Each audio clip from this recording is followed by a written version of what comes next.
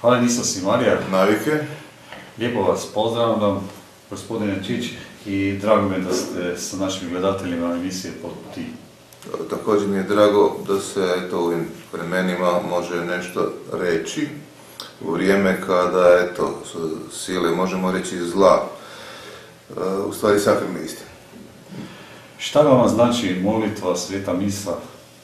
To je u ovom užasnom vremenu, kako ona jest, to je jedina svjetla točka za koju se jedan vjernik, kršćanin, katolik, pa i pravoslavac, ako hoćemo, može primiti. Jer na kraju krajeva došlo je do zamučivanja duhova ljudi. Više nemaju orijentaciju, nemaju kriterijima, nemaju ništa i onda na neki način jedino ta neka unutrašnja duhovna suradnja s Bogom i uz naše nastojanje da budemo bolji nam može pomoći da u ovim teškim vremenima ostanemo i normalni, i prisebni, i da razumijemo što se u stvari događa, sve zajedno. Dakle, nikada nije u povijesti, osim naravno u ratnim i teškim vremenima koje svaka generacija morala trpjeti u svome vremenu, bilo toliko potrebno biti s Bogom kao sad. Nikada nije bilo toliko potrebno zbog toga, jer on će nas voditi kroz sve ove zablude, kroz sve ove prijevare. To su cijeli duhovni i psihološki ratovi, specijalni ratovi protiv vjere i vjernika i protiv nacije, civilizacije i kršćanske civilizacije, protiv crkve.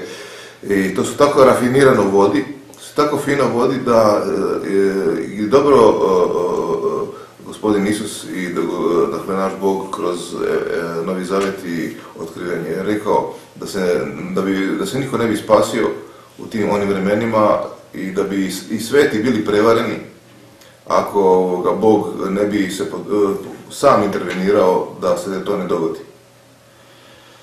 Sada će se naši gledatelji pitati, postoji Satana danas u ovom svijetu? Njegov najveći uspjeh je da je uspio uvjeriti ljude da ne postoji. A onda njegov drugi uspjeh je da je uspio stvoriti svoju satanističku crkvu i sataniste koji su zaluđeni, koji su opsjednuti i koji predstavljaju jedan, možemo reći, tranzistor, kanal preko kojeg on djeluje uspješno i preko kojeg stvara zbrku u kulturi, u politici, u crkvi, svuda. I to je ono što je djelotvorno. Da postoji, možete pronaći, mislim, danas je internet, iako i njemu brišu, vidim priloge i što ja znam, internet je postao jedini slobodni medij. I tamo možete pronaći čovjeka koji kaže da u cijelom svijetu Sotona, odnosno sotonisti, točno matematički izračunato, otimaju u cijelom svijetu 0,5% djece da ih žrtvuju na satanističkim ritualima. Čemu to služi? Da bi Satana mogao svojim duhom razlijevati se među ljude, utjecati na njih, da bi se mogao širiti kroz takve kanale. I to je užasno, on postoji, njegova činjenica je evidentna, ali oni koji su sasvim skrenuli ne primjećuju ništa.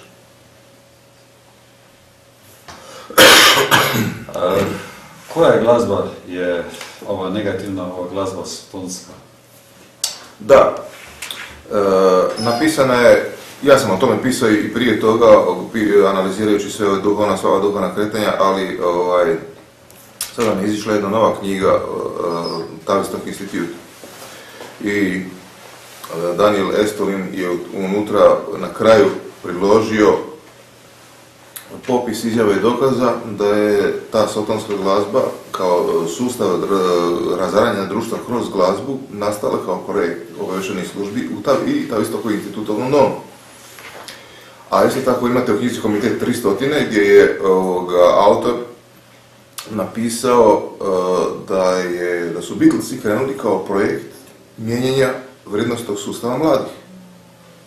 I ta promjena je u početku izgledala talentirano, a kasnije je postala sve manje i manje talentirana i postala je sve više prebačena na destruktivni ritam, bubnjeve i na kraju tu se prestalo uopće i pjevati, počelo se recitirati, a ono što se recitiralo obično nije imalo nikakve veze sa našim civilizacijskim vrijednostnim sustavom.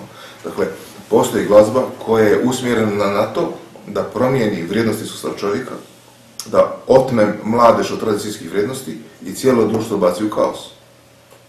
I o tome su pisali mnogi autori, jedan od njih sam bio i ja. A tamo vidimo, dosta puta kaže bijela magija, crna magija, bijela dobra, gatanje i takve stvari, vjerovatno se to sve zabludi. Jesu.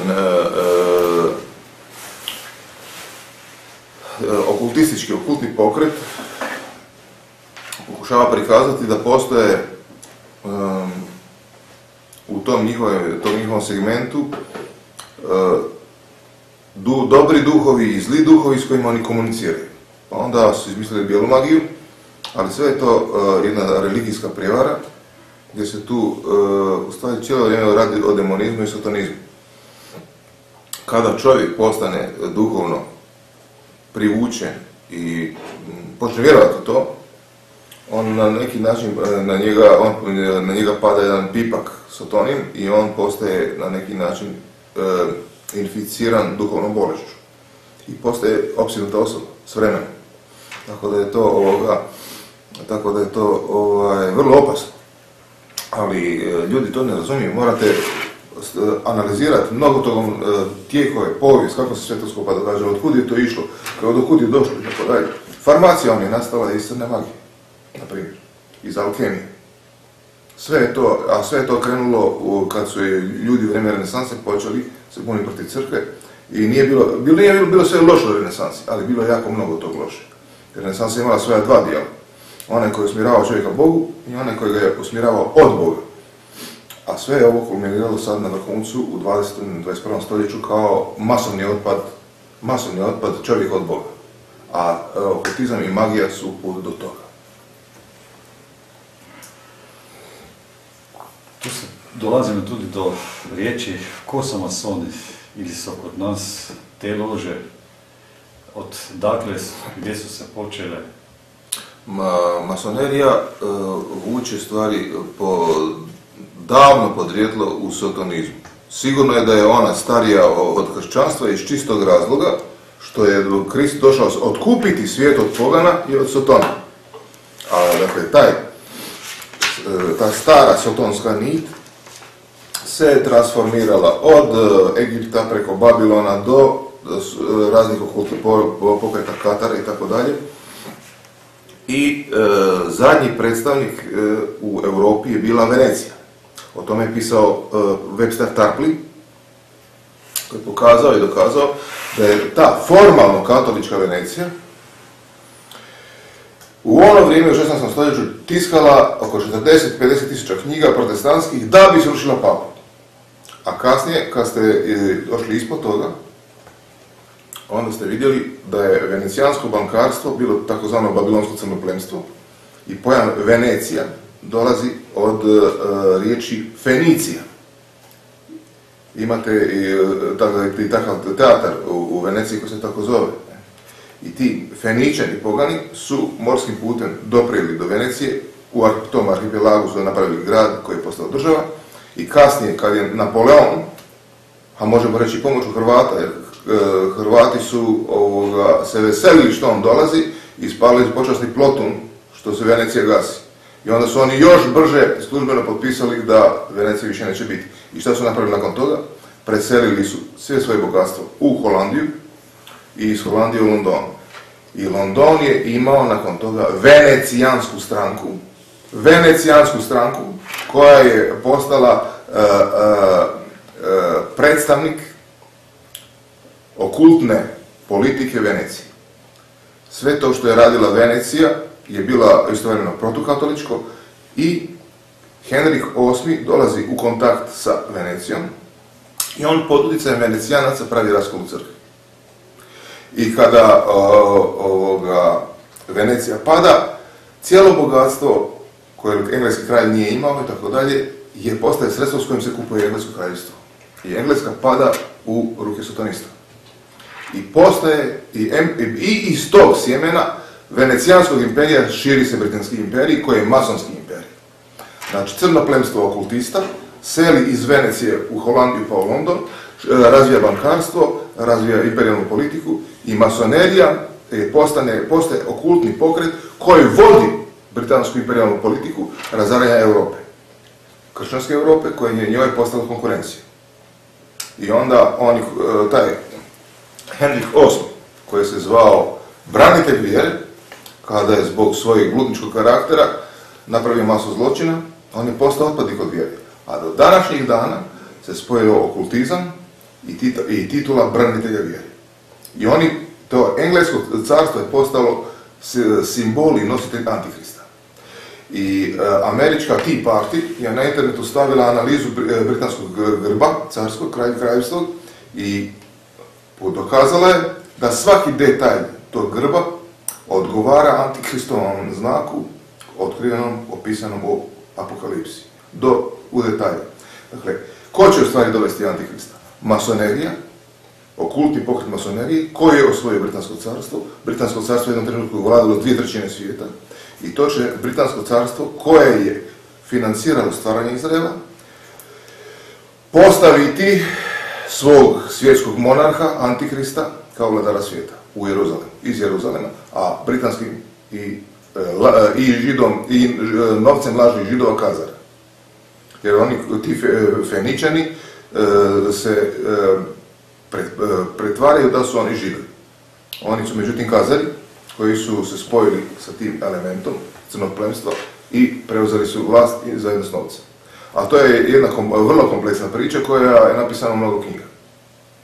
I Rothschild i tako dalje. To je sve jedna linija koja je izrasla iz venecijanskog bankarstva ili je povezana s venecijanskim bankarstvom. I tako da je u stvari bankarstvo postalo svećenstvo ideologije novog svjetskog poretka, jer oni kroz novac kupuju ljude, reguliraju, korumpiraju cijelo kršćansko društvo i ruše kršćansko društvo. A poslije imamo i Ameriku, gdje ima, kaže da ima Boga na prvo mjesto, ali vjerovatno tu je nešto drugo. Amerika je u stvari nastala kao britanski imperijalni projekt stvaranje jedne svjetske satanističke države. Jer od samog početka svi tvorci Amerike osim jednog, otaca Amerike su bili masoni. Svi osim jednog. I od samog početka projekt, način na koji se gradi Washington, način na koji se grade njihova središta, Filadelfija i tako dalje, sve je prožeto masonskom simbolikom. Amerika je od samog početka masonska. I ona je morala biti kozmopolitska, upravo zbog toga, jer ako jedan narod ima jedan određeni karakter, jedan određeni duh, on se onda zaleže za svoje vrijednosti. Ali ako izmiješate narode, onda je vi njima namećete svoje ideje i ti narodi koji su unutra više nemaju svoj vlastiti duh i vlastiti interes, već se vode za mamonom, bogom novca, kojim upravljaju masonske lože. I to je sve isto objašnjeno u masi knjiga koje su izvrsno dokumentirane i nema nikakve sumnje da je Britansko carstvo osnovalo Ameriku, da je Britanija na neki način čak i dopustila da se Amerika izdvoji, ali su nakon toga zaobilaznim putem preko Wall Streeta i bankara opet vratili Ameriku u svoje optice, jer kad su pomrli svi oni koji su imali neke svoje koncepte, Amerika više nije imala nacionalni karakter ni nacionalni interes, ali su zato bili tu, Britanci su bili tu da pronađu put preko Wall Streeta i novca da ovladaju federalnim rezervama i da ovladaju američkim predsjednicima. I na taj način je Amerika prema planu Milnerove grupe s kraja 19. stoljeća ponovno vraćena u orbitu britanskih imperijalnih interesa i počela je izvršavati britanske imperijalne interese na način na koji je to zamislio Cecil Rhodes i Alfred Milner, nasljednici tog crnog plemstva i Rothschilda i Rothschildovog novca i tako dalje. Kako vi vidite ovo Europu? Europa, evo kad opet se vraćamo na grupu Alfreda Milnera, Europska unija je masonski projekt, ali mi moramo znati da je tu cijelo vrijeme u igri odnos Krista i Antikrista. Šta je bila Europa u jednom trenutku? Europa je u srednjem vijeku bila teokratsko jedinstvo pod papom. I to teokratsko jedinstvo pod papom, kada je bilo srušeno, polako su počeli preuzimati Englezi kroz revolucije. I konačno Alfred Milner i Milnerova grupa prave krajem 19. stoljeća plan stvaranja Europske unije i osvajanje Europe kroz svjetske ratove i revolucije.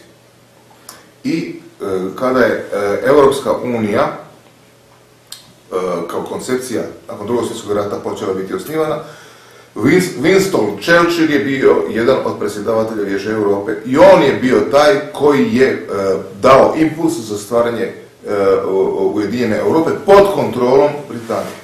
I Englezi se uvijek igraju na taj način. Da, svi ćete se vi ujediniti, ali mi ipak nećemo ući. To znači, ako mi uđemo, onda sve naše obavještajne službe moraju biti vama na dlanu, ali ako mi nismo do kraja ušli, onda smo mi uvijek izdvojeni. I oni igraju tu igru, mi malo jesmo Europska unija, malo nismo, već prema tome koliko nam treba. Da, mi ćemo sudjelovati u briselskom parlamentu, ali mi ćemo ipak zadržati svoju funtu i takve stvari.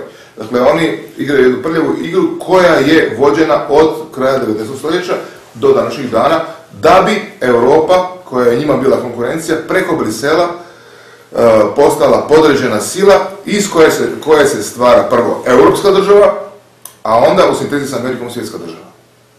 Dakle, a na vrhu svega toga će vladati Antikrist.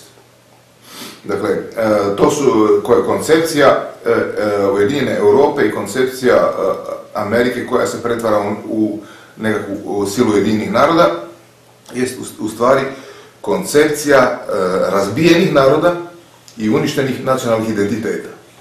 Jer masonerija ne treba nacionalne identitete, već roblje.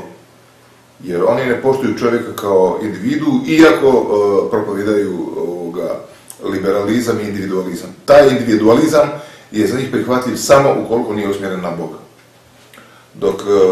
Dok kršćanstvo prihvaća individualizam, ali u skladu sa određenim moralnim normama koje ovi ne priznaju.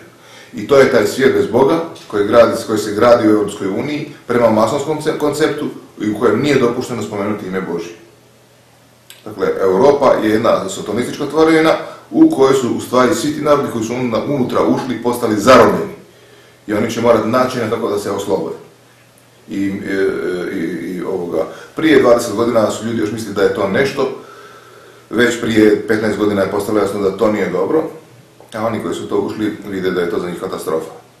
A ja se nadam da će Bog pomoći Hrvatskoj prvo da izađe ona, pa da onda da napravi domino efekt, da je svi zbog nje, s njezinim primjeru, počne izlaziti van. Dakle, još imamo neke šanse da Bog da to i tako bude. To je šta da je ovaj kapitalizam odlužuju svijetu kod vas? Kapitalizam. U načelu, kad gledamo sa etičkog aspekta, iz etičkog vidikovca, u načelu svaki čovjek ima pravo na privatno vlasništvo. Nešto je moja penkala, nešto je moja kuća, nešto je moje. Ako sam ja naslijedio od svoje rodbine više, imam 3 kuće i to je onda recimo moj kapital. Ali, znači, imati kapital jest princip privatnog vlasništva. Ali, ono što su oni pretvorili iz pojma kapitala u ideologiju liberalizma, to je pljačka. Naime, što je kapitalizam postao? On je postao izvitopereni aspekt privatnog vlasništva. To znači, ako sam ja bogataš, ja sam odlučio ime svojih masonskih ideala i manipulacija opljačkati sve, jer ja držim kasu, ja odlučujem da će tvoja plaća biti bjedna i da ćeš ti jedva živjeti i čak onda kad se oženiš sa svojim ženom da ćeš jedva živjeti. Dakle, kapitalizam je postao zlonamjerno sredstvo pljačke i izrabljivanja pojedinaca i nacija. I mi vidimo da se na vrlo prljav način preko tih kompleksa banaka cijeli kapitali, novac, nacija i tako dalje prebacuju iz jednog središta u drugo središte i da ako recimo jedno središte, jedna nacija želi zadržati kontrolu nad svojim novcem, da ne može jer je kapitalizam kroz svoju središnju banku otuđio i ozakonio pravo na prisvajanje tuđeg novca i upravljanje njime. Dakle, oni kao bankari imaju pravo proglasiti bankrot, a to znači uzeti svima novac i ne vratiti novac, a pojedinac koji ne plati račun ne smije bankrotirati, ne, njega se progoni. To je postao kapitalizam. Ja, koji sam vlast, štitim svoj interes, a ti nemaš nikakva prava. To je postao kapitalizam. Sustav kršćanskog društva bi trebao biti kršćanski socijalizam, a i možemo reći čak i kršćanski kapitalizam, jer u smislu da država akumulira kapital i upravlja tim kapitalom u korist svoje nacije, svoga naroda, svojih građana, ali na taj način da umnaža taj kapital kroz rad. Ne, ovi rade suprotno. Oni ne ulažu u naciju, ne ulažu u narod, stavljajući taj kapital narodu na raspolaganje, nego oduzimaju, izvlače iz naroda. Dakle, možemo reći da je moguć pozitivni kapitalizam, ali kao kršćanski državni socijalizam, gdje jedna kršćanska državna koncepcija kontrolira protok novca i ne dopušta izrabljivanje. Liberalizam je dopustio kapitalizam kao sustav izrabljivanja i pljačke. I zbog toga pojam kapitalizma nije pozitivna konotacija. Nema pozitivnu konotaciju. Šta napraviti kad gledate sa ovima pobačaji, abortusi, ali to i životinje ne rade? Ko to zade stoji? To je napisana jedna knjiga, nekoliko knjiga o tome, jedna je Arhitekti smrti, a jedna je bila o marketingu zla. Iza toga se vidi da iza toga stoje takozvani britanski eugenici. Britanski eugenici koji su počeli sa tim Charlesom Darwinom i još jednim, sad mu se ne mogu sjetiti imena, su išli zatim da stvore nadrasu, svoju bijelu englesku nadrasu kroz redukciju, a ta redukcija je, budući da su oni darvinisti, i po toj teoriji je čovjek nastao iz majmuna, po tom redukcionističkom principu onaj koji stvara život, čovjek kao Bog, upravo i upravlja životom i ima pravo uskraćivati život i regulirati život na taj način da ga uskraćuje. Postoji se puno danas u ovom svijetu, đavol i tako. Pa kao što Bog, odnosno Božja ljubav stalno djeluje u svijetu tako od početka i Satona nastoji, budući da Sveto pismo kaže da on niti ore niti kopa nego Sveti Petar, kaže stalno je tu negdje i nastoji čovjeka upropastiti i odvesti od Boga, jer Satona je neprijatelj Boga i čovjeka, kako kaže Sveto pismo, ubojica od početka. Tako da je danas je, uvijek je bio, a danas je na poseban način upravo zbog snage medija koji su skloni prikazivanju zla nego dobra, očitije koliko Satona danas djeluje u svijetu i kako kako se zapravo niti ne skriva više. A ljudi toga nisu svjesni jer u nekoj svojoj dobroti ili naivnosti, rekao bih, skloni su povjerovati da se mnogo toga događa slučajno. A ne događa se slučajno, nego ništa, jer zapravo ima svoj izvor negdje. Zlo uvijek ima izvor u zlom duhu, u zloduhu, sotoni, a dobro ima svoj izvor u dobrom duhu. I tako se to očituje, pokazuje, manifestira na svim razinama života. I u razgovoru, i u sportu, i u kulturi, u politici, na kraju krajeva svud. I to je vječiti ono što se kaže, općenito vječiti sukob dobra i zla.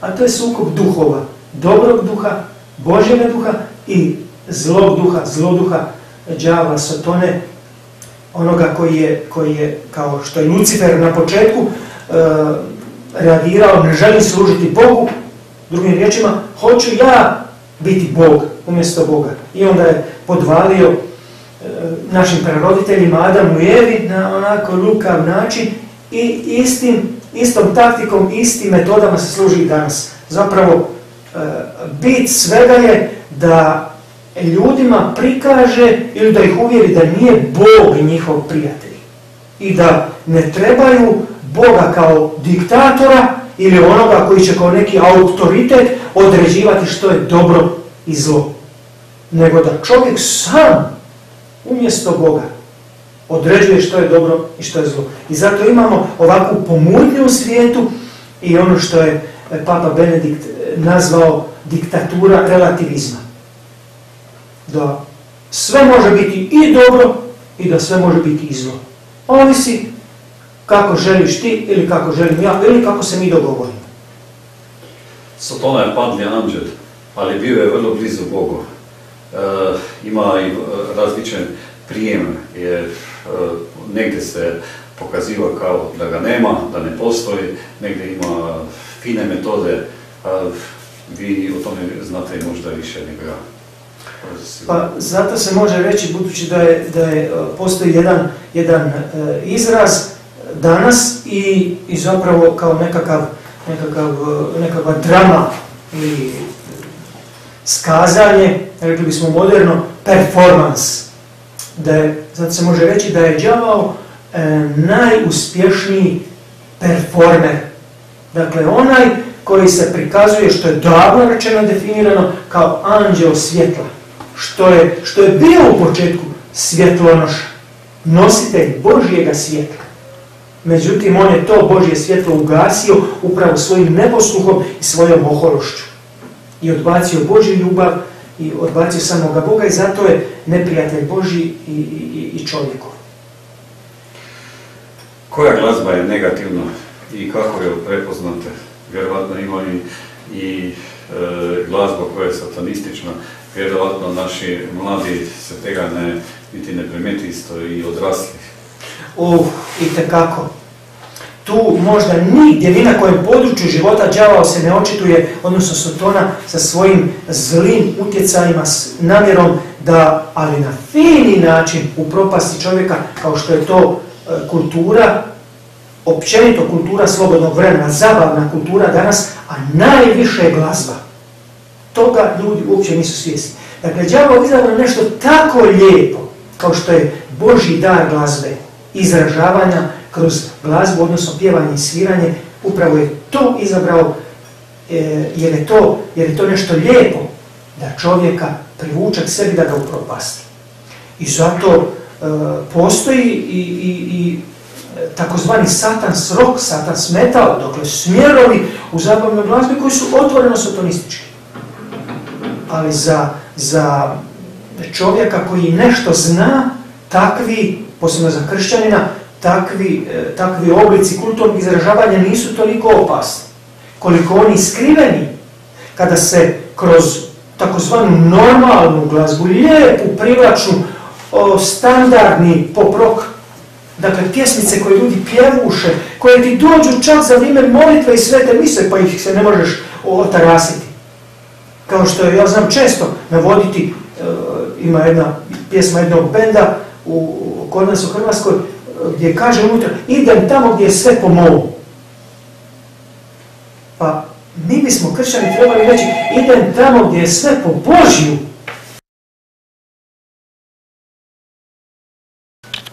Kako čovjek prepoznati još Sotonu možda u slici?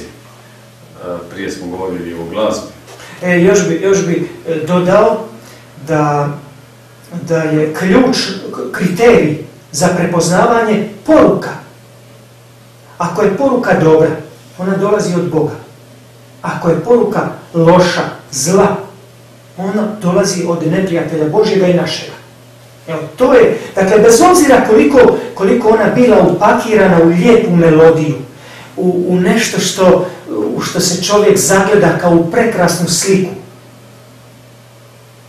to može biti zamka. Dakle, važna je poruka. A nažalost, danas je upravo u glazbi u vrlo lijepe privlačne melodije i aranžmane zapakirana negativna poruka. Tako da mi imamo zapravo situaciju da estrada, da općenito kultura slobodnog vremena ruši svih 10 Božjih zapovjedi. A primjera je bezbroj. A najjače područje koje đavao koristi, to je ono što se kaže 6. i 9. Božja zapovjed, to je danas područje spolnosti, područje ljubavi. I tu je on našao svoje najjače sredstvo da upropasti čovjeka i da posebno mlade kroz nešto tako lijepo kao što je glazba da zgrabi za sebe, da pokvari. Kako se možemo katoliki da se očuvamo od Sotone, vjerovatno to molitva, sveta misa? Svakako. Tu je znanje i tu je duhovna zaštita. Onaj tko ne zna o čem je riječ, o kojem se fenomenu tu radi, on je manje zaštićen. Ali još važnije je biti duhovno zaštićen, a to je kroz molitvu, dobra djela, čitanje Svetoga pisma i svete sakramente, gdje je sveta misa na prvom mjestu, odnosno broj 1. Najjače i najljepše, najvrijednije sredstvo izvora milosti koje nam Isus ostavio. Bez toga nema zaštite. To je izvor duhovne snage, duhovne kondicije. Kao što sportaš, da bi izdržao napore natjecanja, utakmice, mora trenirati, mora vježbati. I čak uz onaj trening, na primjer košarkaš koji stalno mora ubacivati, vježbati, postoje i dodatne vježbe. On na spravama vježba i čak ima specifičnu prehranu, režim života sportskoga da bi bio uspješan sportaš. Evo tako i kršćani danas, jer Sveti Pavao kaže u poslanici Efežanima na kraju da smo mi u duhovnom boju. Dakle, kršćanin nije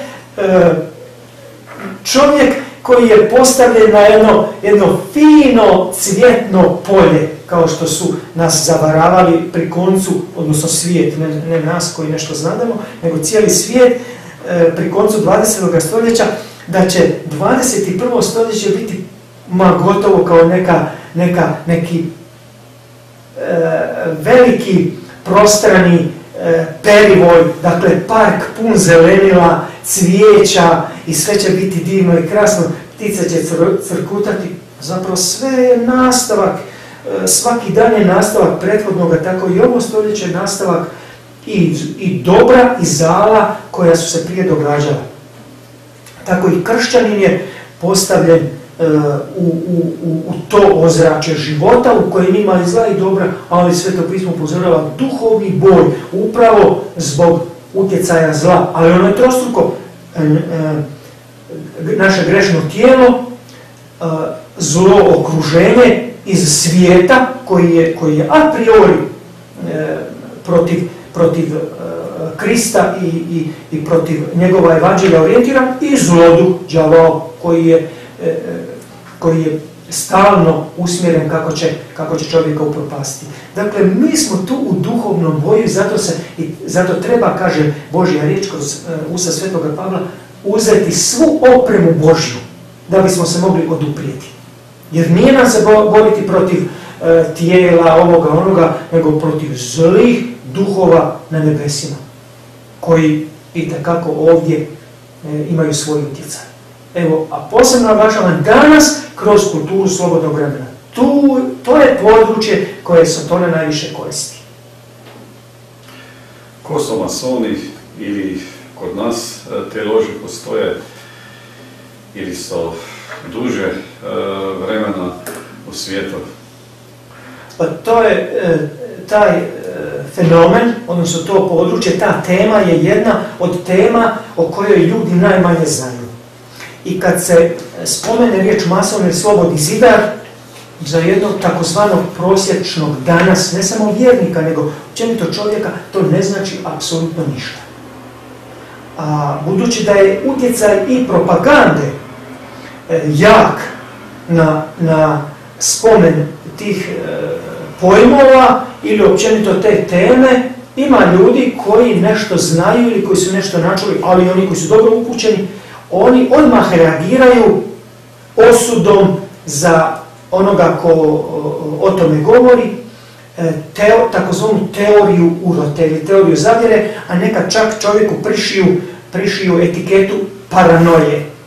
Dakle, nekoga ko se bavi, ko je bolestan zapravo i umišlja da je tu nešto, netko ko zapravo ne postoji. Evo tako kad je riječ o masonima koji su zapravo kako i njihova čak literatura i literatura koja je takozvana neutralna, a posebno ona koja je takozvana protumasonska, kako otkriva, evo kao kad se otvori knjiga i čovjek pročita točno to i to, otkriva da su i oni zapravo sluge Sotone.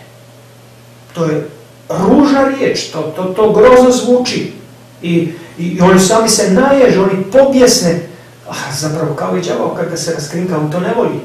Jer voli ostati skriven, jer iz skriveno lakše djeluje i uspješnije. Evo tako i oni koji su zapravo članovi masonskih loža po svijetu, pa i u Hrvatskoj sigurno, i to posebno su došli, javno su se očitovali negdje tamo 90-ih kad su i na internetu stavili svoj portal i o tome su pisali svi mediji naši. Dakle, nakon godina ili desetljeća kad se uopće nisu javno spominjali na taj način, oni su zapravo se pokazali, evo nas, mi smo tu, mi postojimo. Ali stalno smo bili tu, na tajan način. A zapravo upravo ta tajnost i tajnovitost je način kako oni djeluju, jer su oni zapravo posebno od 1717. godine kad se u Londonu oformila moderna spekulativna masonerija, do dana današnjega zapravo u svim porama javnog života. I njihov utjecaj je, postoji gomila literature o tome, bez njihova utjecaja se ne bi dogodilo mnogo toga. I svi važni događaji na području politike, ekonomije i tako dalje, gotovo na svim područjima života su njihovo djelo, a isto tako i nastoje se infiltrirati u crkvi, pa sigurno i u crkvi imaju neke svoje ljude, a krajnji cilj im je umjesto pape, Kristova namjesnika, instalirati u Vatikanu svoga čovjeka. To je zapravo i u njihovoj literaturi očito. Ima jedno djelo koje je izišlo 1984. u Parizu, napisao ga je Yves Marsodona, zove se Ekumenizam kako ga vidi jedan tradicionalni mason, gdje se o tome doslovce govori. Baš tim riječima. Iznose se svoji planovi, a u kontekstu onoga što je meni najzanimljivije, jer se bavim medijima već dugo i novinarstvom, a naravno u odgoju mladih sam također stalno kao svećenik, a to je ta jedna rečenica koja u tom dijelu doslovce glasi ovo, kao instrukcija njima, masonima, i strategija kako će djelovati, kaže, pustite starije, hvatajte djecu i mlade. Doslovce tako. I mi vidimo danas što je zapravo u medijima. Upravo lov. Najrazličitijim vrstama mreža, vražje lovljenje djeca i mladih. Nažalost. Što napraviti da se svijet obrne k dobremu planu koje je Bog napravio sa nama? Mi kršćani smo pozvani unositi svjetlo u tamu. Isus nam je, kao koji je za sebe rekao ja sam svjetlo svijeta, dao zadaću da i mi budemo to isto. Vi ste svjetlo svijeta. A kaže, svjetiljka se ne postavlja negdje ispod, nego na povišeno da svijetli svima. Evo, to je naš poziv. I mi to svjetlo, koje je zapravo Bog, a to je ljubav, trebamo unositi u svijet u kojemu živimo. Evo, to na kraju krajeva, za to nam služe i mediji. Put po ti smo posjetili sva hodočašća u Hrvatskoj i Međugorje. Kako vi gledate na Gospina hodočašća? Jako pozitivno. To uvijek preporučujem, a bit će vam sigurno zanimljivo kad vam kažem da sam ja 1985. iz Zagreba, odnosno iz Hrvatskog Leskovca gdje sam živio, išao, odnosno hodočastio biciklom u Međugorje. Lijepo. Da. Tada sam se bavio vožnjom bicikla puno više, odnosno intenzivno. I stjecajem okolnosti, budući da sam i vidioca Ivana upoznao, koji je baš tamo bio u Hrvatskom Leskovcu u jednom posjetu, i to odmah nakon što su ukazanja krenula, je došao u Zagreb k svojoj rodbini, tako da se malo zaštiti od te i progona policije i one cijele medijske buke koja se stvorila.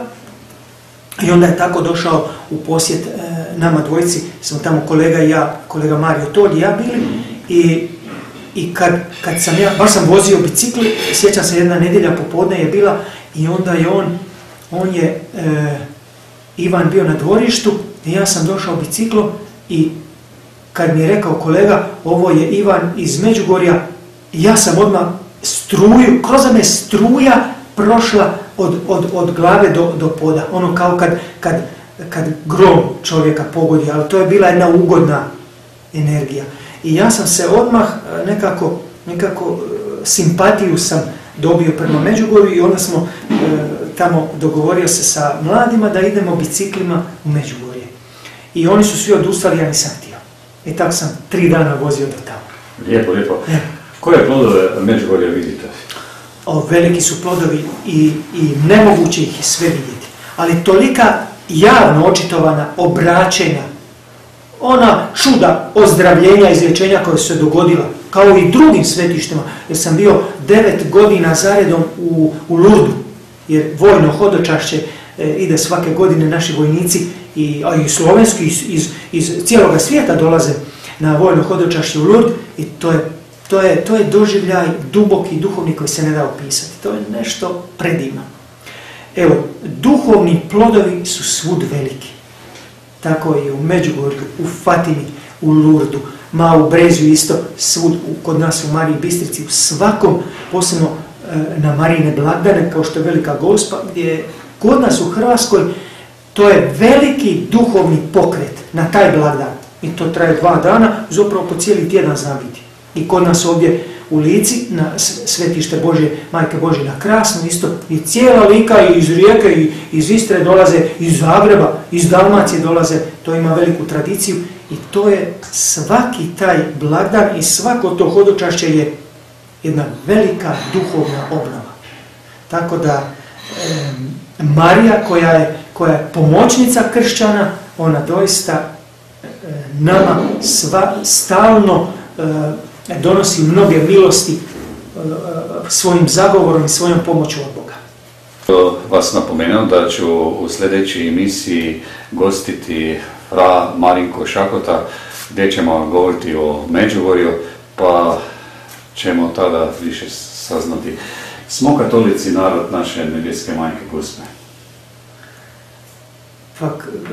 Mi u Hrvatskoj, odnosno mi katolici u Hrvatskoj volimo reći prema jednoj vrlo staroj definiciji Croatia semper Mariana, a to je parafraza isto tako jednog staroga pridjeva Croatia semper fidelis, dakle latinski, hrvatski uvijek vjerni, Hrvati uvijek vjerni i tako hrvatska duša je marijanska. Jer od početka naše povijesti, dakle od prvih stoljeća,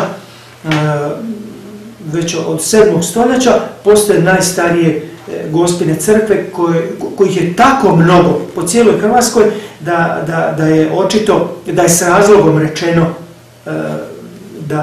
da smo mi skloni Majci Božjoj, a to smo zato što smo doživjeli da je ona nama tako bila naklona i doista u našoj povijesti imamo iskustvo koliko su se veliki presudni događaji dogodili baš na Marijine blagdane.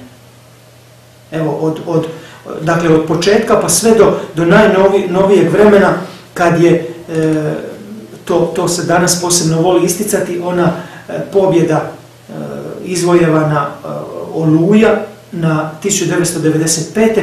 baš na blagdan Gospe Snježne kad je Hrvatska bila oslobođena od okupacije.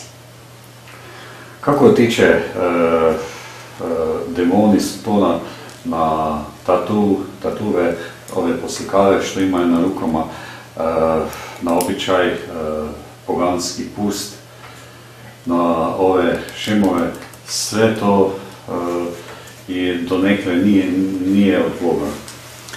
Pa, baš je dobro da ste to istaknuli jer mnogo je toga, nažalost, u javnom životu što je prikazano kao atrakcija, kao napredno, kao nešto moderno, dobro, a zapravo nije dobro. I tu su i koje kakve novotarije, pomodarstva novog vremena i neke stare, vrlo stare, tradicionalne, kako kažu, svečanosti, pučke, kao što je karneval i tako dalje. A u jednom i drugom zapravo je jedna vrsta demonskog, odnosno magijskog zapravo sotonizma. Obučena, tako fino maskirana u nešto što je privlačno, što je atraktivno, što je tradicija i ljudi jednostavno to, vjernici, kršćani, to prakticiraju, a da uopće ne razmišljaju koji duh iza toga stoji, odnosno koji duh nadahnjuje nešto. A to je presudno, to je važno. I u glazbi, i u slikarstvu, i u pisanoj kulturi, na primjer književnosti, evo primjer je Harry Potter. Koliko je tu magije pravoga sotonizma i djeca su to upila, milijuni djece diljem svijeta, a da njihovi roditelji uopće nisu svjesni. U Zagrebu su sve knjige od te autorice s tog područja predstavljene u ponoć, dakle usred noći. A djeca su dovođena u maskama, u crnim maskama, što je očito znak da nije u podne i nije u jednom okruženju kojeg je simbol svjetlo, nego mrak. Evo, dakle, to je samo primjer, a takvih je upravo okruženja i primjera i aktivnosti jako mnogo. A danas je upravo trend da se staro poganstvo oblači u moderno ruho, međutim oni koji znaju razlikovati duhove, kako kaže Sveto pismo da je potrebno, to bi svaki kršćanin trebao znati, razlikovati duhove. Mi vidimo kako se zloduh krije iza kojekakvih aktivnosti i društvenih, javnih, velikih manifestacija i koliko se tu, na što je upozorio i Papa Ivan Pavao II u knjizi Prijeći prag nade, kad je govorio o antievangelizaciji. Kaže, s jedne strane imamo 2000 godina evangelizacije, ali s druge strane paralelno s njom ide antievangelizacija koju potiče Antikrist. A ona je jako organizirana i kaže Papa, u nju se ulažu velika sredstva. I mnogi naivni katolici, kršćani uopće toga nisu svjesni. Mislim da je to slučajno. I zato se tako naivno uključuju u mnogo toga. Pa na kraju krajeva je karneval. Koji je danas jedna novopoganska manifestacija starih okultnih praksi koje nemaju veze s kršćanstvom. Kako kršćanin koji je prihvatio Isusa Krista može zamišljati da može da paljenjem nekog pusta ili ne znam kako ga zovu u Dalmaciji krnje, da će otjerati zle duhove. Da nije tragično, bilo bi smiješno, što se kaže. Vjerovatno je to Valentinovo. A Valentinovo je zapravo jedan od oblika na koji se način nama, kršćanima, kradu, što je izraz posebno za Božić, naše svetinje i kako se one zapravo oblače u jedno ruho koje nije kršćansko i pretvaraju se nešto potpuno suprotno svojoj izvornoj ideji. Sveti Valentin je svećenik i mučenik, što je najjači dokaz svetosti. Da je čovjek, da je kršćanin spreman i umrijeti radi vjernosti Isusu Kristu. Jer on je zapravo, Valentin je žrtva iz 3. stoljeća, žrtva carske odredbe da ne smije vjenčavati mlade parove. Jer je car odredio da se ne smiju ženiti, odnosno vjenčavati mladići kako bi on imao vojnike. Dakle, Valentin je htijući služiti Bogu, odbacio zapovjed cara koji se postavlja iznad Božjega zakona. A na kraju krajeva to imamo i danas. I danas carevi ovoga svijeta, slikovito rečeno, žele svoje zakone, svoje odredbe, svoja pravila postaviti iznad Božjega zakona, iznad 10 Božjih zapovjedi, iznad evanđelja. Dakle, uvijek imamo isti problem. A komercijalizacija takozvana naših svetinja, naših blagdana je stalni problem. To je za Božić, to je za Uskrs, to je za mnoge blagdane. Ali evo tu jednostavno mi nemamo izbora, ne možemo tu ništa učiniti osim koristeći svoje medije i riječ koju imamo pred ljudima, mi svećenici, ali i svi vjernici. Oni koji nešto znaju, da upozoravaju druge na te baš zamke zloga, može se reći doslovce. Tu čujemo i policanje s kartama, a poslije imamo bijelu magiju, črnu magiju, rdečju i tako napet, ali vjerovatno za svim tem stoji Sotona. Upravo tako.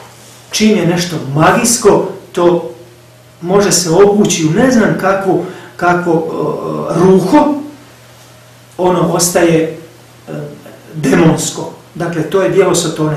A đavao se upravo najlakše skriva kad nešto proglasi dobrim. Evo ga, lijepa magija, dobra magija. To je isto kao da kažete, ovo vam je dobro zlo. Ovo imate zlo, ali ovo je dobro zlo. Dakle, koristite, služite se ovim dobrim zlim. To ne postoji. Zlo je uvijek zlo, bez obzira u kakav je aranžman upakiran. Evo, to treba znati. Što radi kapitalizam u družbi svijeta kod vas i u Europi? Strašno. Kapitalizam je doslovce, posebno ovaj današnji, takozvani korporativni kapitalizam, koji vode veliki svjetski globalni koncerni, koji su zapravo i prava jedina svjetska vlast. Oni su zapravo danas kao pijavica koja siše krv čovjeku.